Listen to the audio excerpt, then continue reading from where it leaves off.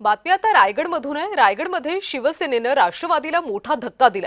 माजी सभापती शकुंतला टेंबेंसह माजी विभाग अध्यक्षांनी शिवसेनेत प्रवेश केला। मंत्री भरत गोगावले यांनी सुनील तटकरे यांना धक्का दिला। रायगडमधून एक मोठी बातमी। रायगडमध्ये शिवसेनेनं राष्ट्रवादीला मोठा धक्का दिल्याचं पाहायला मिळतंय। मंत्री भरत गोगावले यांनी सुनील तटकरे यांना धक्का दिलाय, कारण माजी सभापती शकुंतला टेंबेंसह अनेकांनी शिवसेनेत प्रवेश केला।